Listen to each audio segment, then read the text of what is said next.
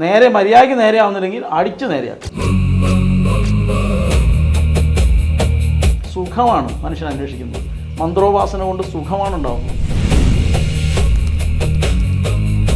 ഈ വാളെടുത്തവരെല്ലാം വെളിച്ചപ്പാടാവുന്ന അവസ്ഥയിൽ പ്രത്യേകിച്ച് സോഷ്യൽ മീഡിയയിൽ ഞാനെങ്ങനെ തിരിച്ചു പറയും? എന്നെ നിങ്ങൾ വിളിച്ച് സോഷ്യൽ മീഡിയയിൽ ഇട്ടില്ലേ? അമ്മയ്ക്ക് വയ്യാണ്ടായപ്പോൾ അമ്മയെ നോക്കാൻ പറ്റിയില്ല. അമ്മയോട് അപ്പോൾ ദേഷ്യമായിരുന്നു. അപ്പോൾ നിങ്ങളുടെ പ്രഭാഷണത്തിൽ ഇത് കേട്ടപ്പം അമ്മയെ നോക്കണം എന്ന് തോന്നി. അവിടെ ചെന്ന് ചോദിച്ചപ്പോൾ അവർ പുറങ്കാലിനടിച്ച് പുറത്താക്കി. ഇനി ഞാൻ എന്ത് ചെയ്യണം? ഞാൻ പറഞ്ഞു, ആ വെയിലത്തോട്ടിറങ്ങി തലകുത്തി നിൽക്കാൻ പറഞ്ഞു.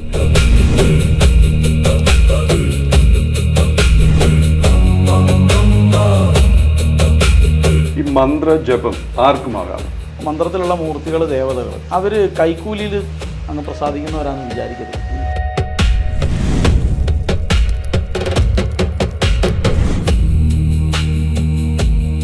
നളന്ദ, തക്ഷശില മുതലായ എല്ലാ സ്ഥലത്തും തീയിട്ട് പോയിട്ടും ഈ ചെറിയ കുറച്ച് നമുക്ക് കുറച്ച് ഇൻഫർമേഷൻസ് പോയി എന്നല്ലാതെ സനാതനത്തിന് റൂട്ടായിട്ടുള്ള ഈ ധർമാർത്ഥ കാമോക്ഷങ്ങൾ പോകാതിരുന്നത് എന്തുകൊണ്ടാണ്? ഇത് ഋഷീശ്വരന്മാരുടെ മനസ്സിലാണ് ഉണ്ടായിരുന്നത്.